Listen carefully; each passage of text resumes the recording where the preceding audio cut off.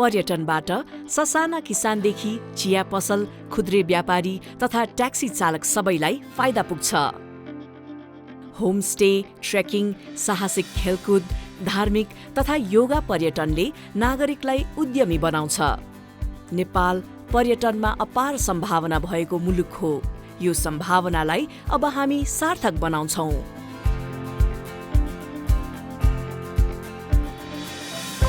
हाम्रो बाचा होइन, हामी गरेरै देखाउँछौं।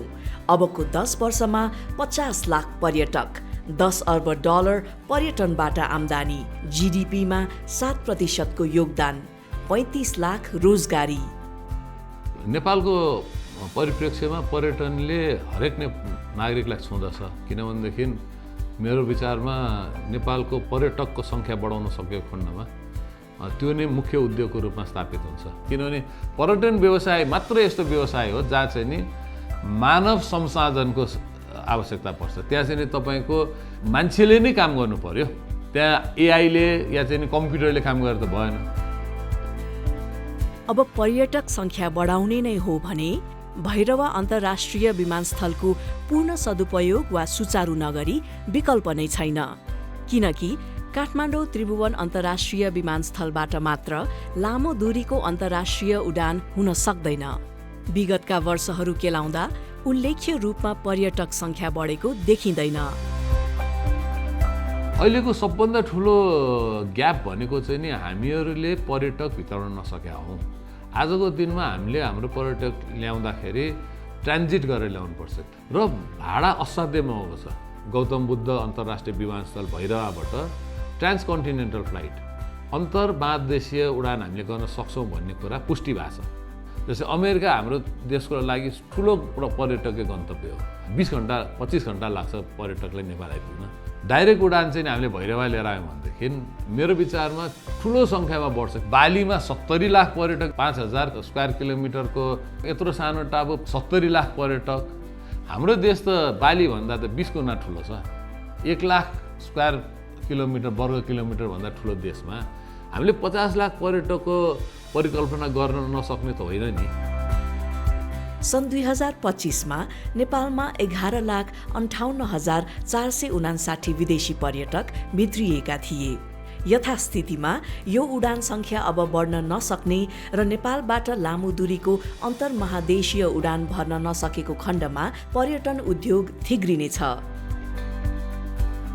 भैरवा अन्तर्राष्ट्रिय एयरपोर्टबाट हामीले अन्तर्महादेशीय उडान गर्नै पर्यो र वर्षको 5 लाख पर्यटकको हिसाबले मात्र, त्यो जुन धेरै धेरै एम्बिसियस कुरा पनि होइन। हामी वर्षको 5 लाखको दरले हामी पर्यटक थप्दै जान्छौँ है र 10 वर्षसम्ममा 50 लाख पर्यटक थप्छौँ। त्यसपछि थपिन्छ भने या 10 वर्षमा 1 करोड थपिन्छ भने थपियोस् न। तर एउटा योजना चाहिँ नि 10 वर्षमा हामी 50 लाख पर्यटक थप्न सक्छौँ। त्यो केले गर्ने त? हामीले ल आऊ भनेर आज पनि त कटारदेखि लिएर इमिरेट्सदेखि लिएर सबलाई हातखुट्टा जोडिरहेको छन्। तपाईँहरू भैरवा उडाउनुहोस्, कसैले पनि उडाएको छैन। हाम्रो सामर्थ्यले हामीले उडाउन सक्नु पर्यो। त्यो भनेको एनएसी हो, Nepal airlines corporation. Nepal airlines कर्पोरेसनलाई चाहिँ हामीले रूपान्तरण गर्नु पर्यो। त्यसको रूपान्तरण के हो त भन्दाखेरि पब्लिक लिमिटेडमा लाने बाहेक अर्को उपाय छैन। तर नेपालीले मात्र त्यसमा इन्भेस्ट गर्ने है, विदेशीले इन्भेस्ट गर्ने होइन। नेपाल एयरलाइन्समा 30% चाहिँ राज्यको एयरलाइन्स रहनुपर्छ र 70% नेपाली जनताको, आम नेपाली जनता है। 4 जना व्यापारीले मात्र त्यसमा इन्भेस्टमेन्ट गर्यो भनेदेखि त्यो त एकदम कुण्ठित स्वार्थमा चाहिँ नि बस्यो नि त त्यो। त्यसले गर्दाखेरि त्यसलाई रूपान्तरण गर्नुपर्छ र त्यो भनेको मतलब अहिलेको दिनमा हामीले एयरबससँग सहकार्य गरेर एयरबस 350-1000 जसको सिटिङ क्यापासिटी चाहिँ नि 369 यात्रुहरू बोक्न सक्छ। हामीले पहिलोचोटि 5 लाख पर्यटक भित्राउनलाई 5 वटा जहाज चाहियो हामीलाई पहिलो वर्ष। एयरबस 350-1000 को मूल्य 25 अरब रुपियाँ हो, $180 मिलियन हो। तर संसारभरि एयरलाइन्सले के गर्छन् भनेदेखि लिज फाइनेन्स गर्ने कम्पनीबाट लिन्छन्। धेरैमा 10% त्यहाँ पेमेन्ट हुन्छ, डिपोजिट हुन्छ र 90% चाहिँ नि महिनै पछि तिर्ने। संसारभरिको प्रक्रिया त्यही छ। आज इथियोपिया जस्तो देशमा इथियोपियन एयरलाइन्सको 100 वटा यस्ता वाइड बडी छन्। इथियोपियाले चाहिँ नि डाइरेक्ट किने त होइन।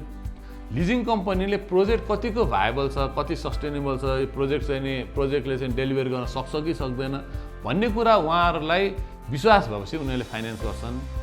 र 25 अरब रुपियाँको हामीहरूको इनिसियल पुँजी भएको खण्डमा 5वटा जहाज पनि आउँछ र तपाईँको चाहिँ अरू जुन खर्चहरू लाग्छन् जस्तै पाइलटको ट्रेनिङका कुरा होला र अरू सबै कुराहरू होला, यो सबै गर्नको लागि चाहिँ नि तपाईँको 25 अरब रुपियाँ भए पुग्छ। र जुन उठाउनको लागि मैले त्यति ठुलो समस्या देखाएको छैन। खालि कुरा के भनेदेखि त्यो 25 अरब रुपियाँको जहाजलाई 2.5 अरब त हामीले डिपोजिट गऱ्यौँ, तर जुन बाँकी रहेको 22.5 अरब रुपियाँको हामीले चाहिँ नि अस्योरेन्स दिन्छौँ नि त। हामी चाहिँ राम्रोसँग यो प्रोजेक्ट चलाएर यो प्रोजेक्टबाट फाइदा गरेर महिनाको $1 मिलियन, $1 मिलियन भने आजको दिनमा 14 करोड रुपियाँ हरेक महिना हामी तिर्छौँ भनेर हामीले त्यो अस्योरेन्स चाहिँ दिन सक्नु पर्यो। त्यो उनीहरू त्यसमा चाहिँ विश्वस्त हुनु पर्यो। त्यो विश्वस्त गराउन सक्ने क्षमता चाहिँ नि आजको दिनमा हामी बाहेक यो देशमा कसैले पनि गर्न सक्दैन। आज $2000 चाहिँ नि नेपाली या विदेशीहरू पैसा तिरेर नेपाल आइरहेका छन् भने त्यसलाई $1000 झार्यौँ भनेदेखि त 50 लाख पर्यटक आउनलाई त तपाईँको चाहिँ नि आइतबार हेरिराख्नु परेन नि। 50 लाख पर्यटक भित्रिँदाखेरि पर्यटकले खर्च गर्ने र तपाईँको चाहिँ टिकट बिक्री गर्ने भने $10 अरब रुपियाँ होइन डलर, $10 अरब वर्षको चाहिँ नेपालमा भित्रिन्छ। त्यो भनेको हाम्रो 7% जिडिपी ग्रोथ हुन्छ। जिडिपी ग्रोथमा 7% इम्प्याक्ट पार्छ। र एनइसीलाई त्यसरी रूपान्तरण गर्न सक्छ कि सक्दैन, पहिलो प्रश्न त त्यो हो नि। र भैरवा अन्तर्राष्ट्रिय एयरपोर्टबाट त्यसरी व्यवस्थापन गर्न सक्छ कि सक्दैन, दोस्रो प्रश्न त्यो हो। दुईवटा कुरा मात्र छ त यहाँ। अरू त तपाईँको आम उद्योगी व्यवसायीहरू नवयुवाहरूले नव व्यवसायीहरूले त्यसलाई चाहिँ अगाडि लिएर जाने हो। त्यस कारण यो दुईवटा कुरा चाहिँ नि डेलिभरेबल्स हो। र हामीमा फरक चाहिँ के छ भने हामी चाहिँ ठोकेरै भन्छौँ हामीले यो चाहिँ गर्न सक्छौँ भनेर, अरूहरूको चाहिँ त्यो अभिव्यक्ति आएको छैन। अबको 10 वर्षभित्र 50वटा A350-1000 विमानबाट अन्तर्राष्ट्रिय उडान हुनेछ।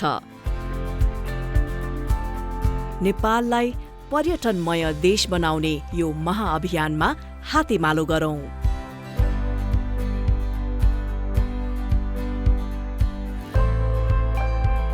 गतिशील लोकतान्त्रिक पार्टी, हरेक नागरिकको जिम्मेवारी, वडा वडामा दिगो रोजगारी।